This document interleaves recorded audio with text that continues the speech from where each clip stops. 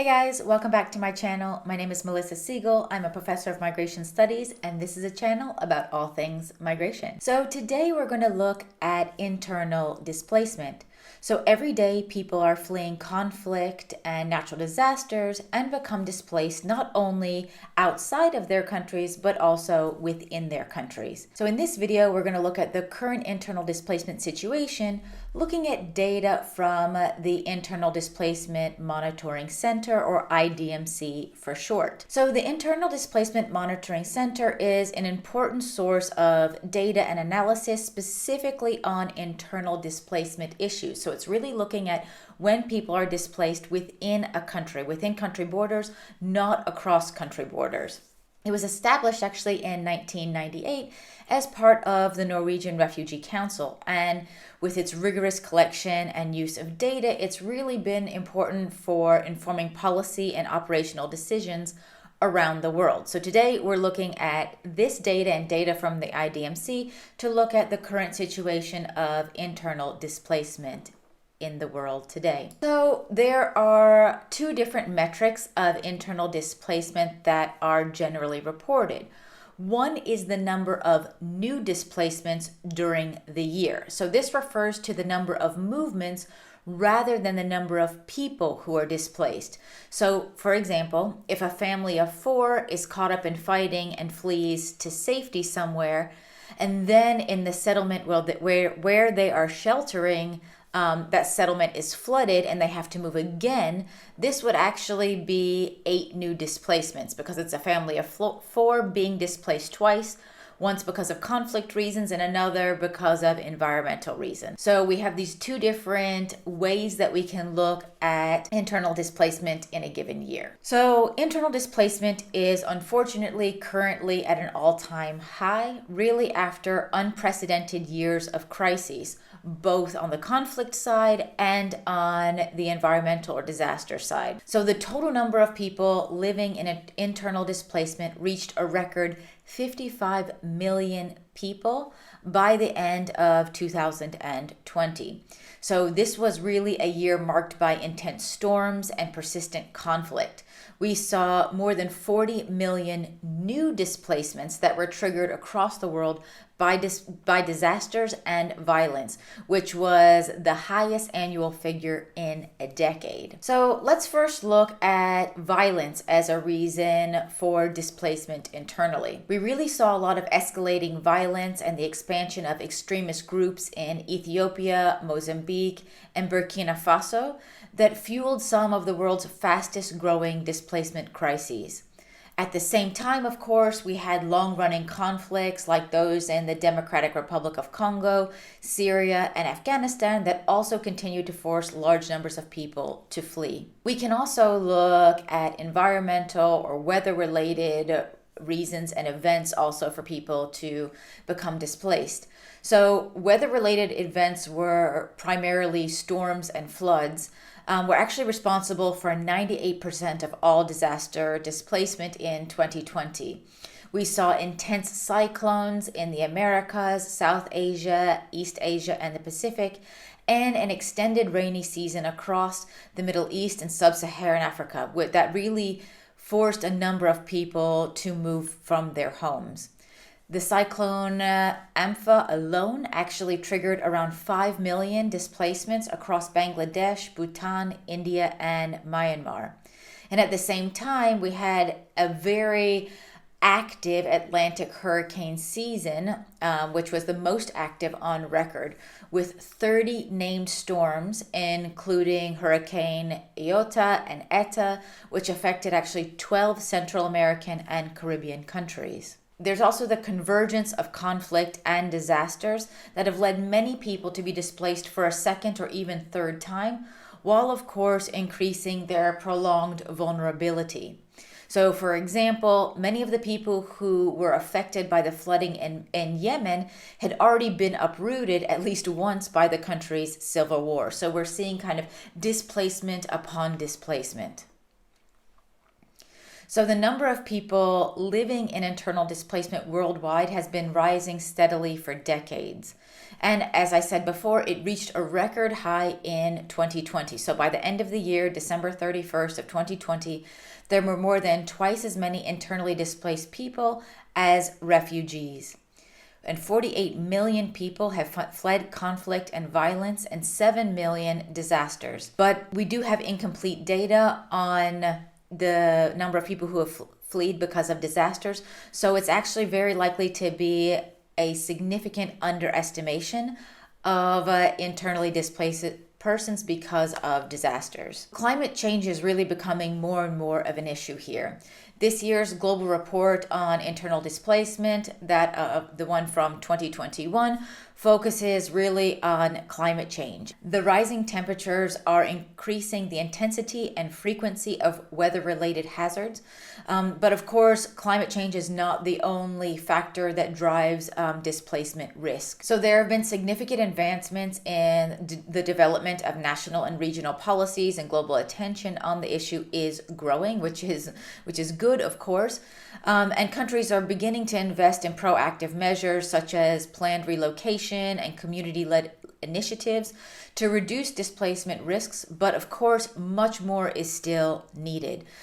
Even though we're starting to see this awareness, it is not coming fast enough for the rate at which we see displacement happening. So here what you can actually see is new displacements by conflict and disaster in 2020 on a global world map, and you can see it broken down very clearly. The orange is displacement because of conflict, where the blue is displacement because of disasters. And what you can see quite clearly here is that displacement because of natural disasters is really spread throughout the entire globe, whereas we do see displacement because of conflict more localized in certain regions. So we see Middle East, South Asia, Africa, and certain parts of Latin America or Central America and the Caribbean, where we see more migration or more displacement because of conflict, whereas we really see displacement because of disasters all over the globe. We do see, for instance, even more displacement because of environmental factors in Asia and Southeast Asia compared to perhaps other parts of the globe. Here we can also see the 25 countries and territories with the most new displacements in 2020. And you can see a lot of that new displacement because of disasters.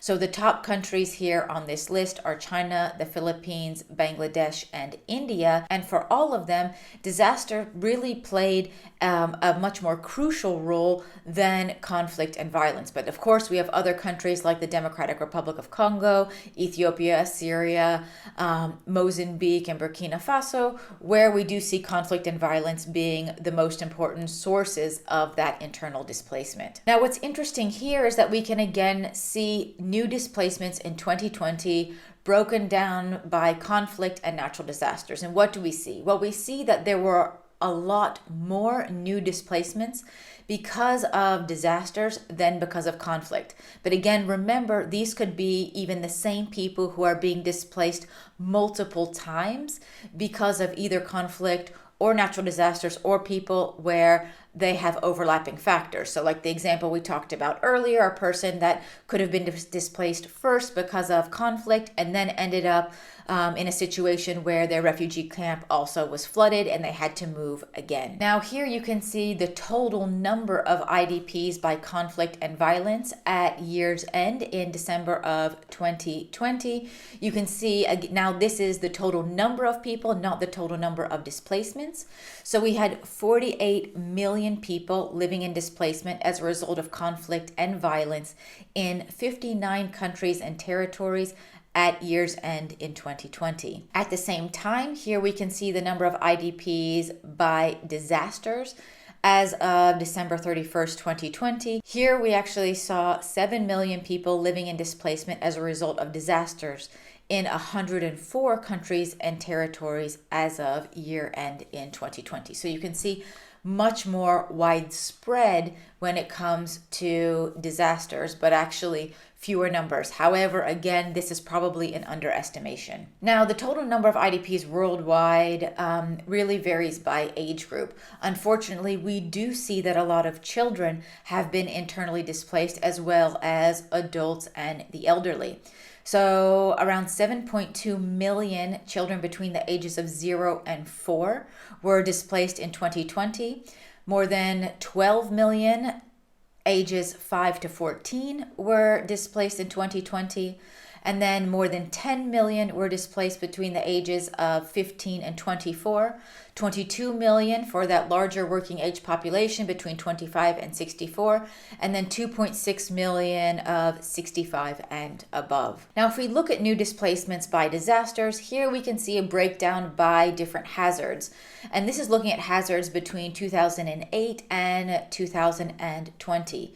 And you can see the most important hazard that has caused displacement are floods by a large extent. We see floods, storms, then earthquakes, wildfires, droughts, volcanoes, external temperature increases, and landslides. Now, as I mentioned before, the number of people worldwide living in internal displacement has reached a record high at 55 million as of the end of 2020. But more than 85% of these have fled conflict and violence, and around 7 million have been uprooted by disasters. But again, given the incomplete data, it's likely to be a significant underestimate. We always have trouble measuring internal displacement because of natural disasters, but particularly with the COVID-19 pandemic, this made it even more difficult to also be able to collect data. So around 40.5 million new displacements were recorded in 2020. Again, this is the highest figure in 10 years. And disasters triggered over 3 times more displacement than conflict and violence during this period. So, as I said before, these figures were actually recorded despite the COVID-19 pandemic, when there were a lot of movements on restrictions and obstruction to data collection. And of course, there was the fear of infection that discouraged many people from seeking emergency shelter. So measures also to curb COVID-19 significantly impeded humanitarian efforts globally, and the pandemic also heightened internally displaced people's needs and vulnerabilities, while at the same time delaying the search for durable solutions.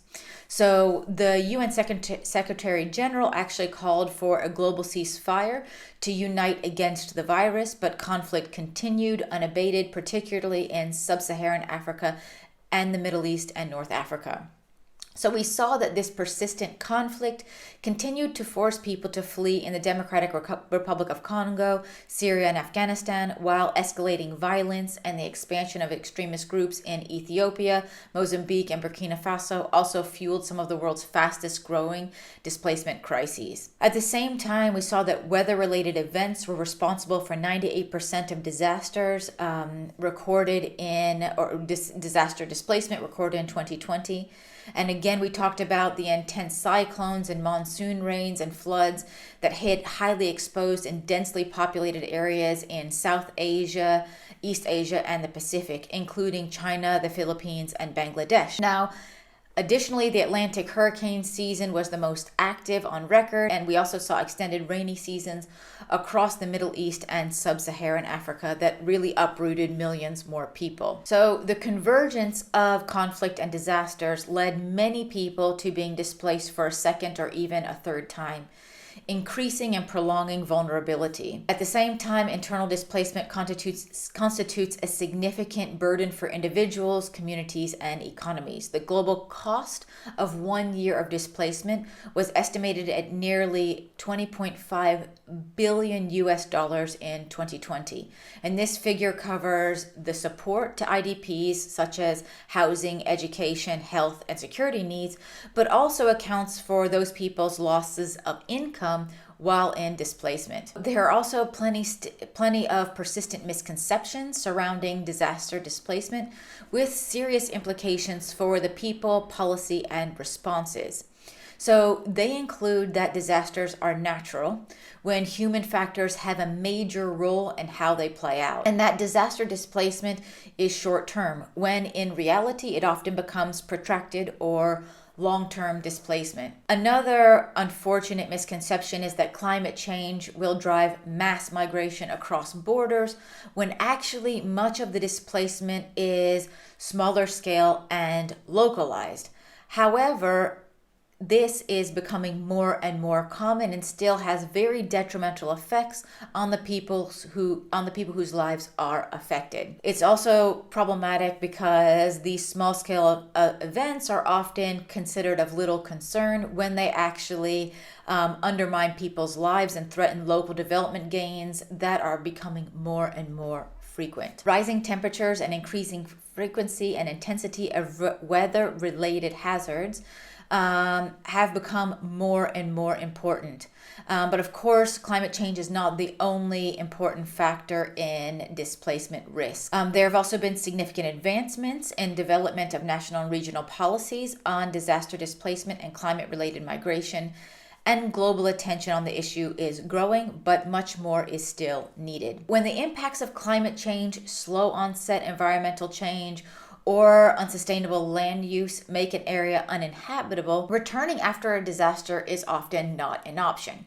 So the two alternatives for those who are displaced are local integration or planned relocation.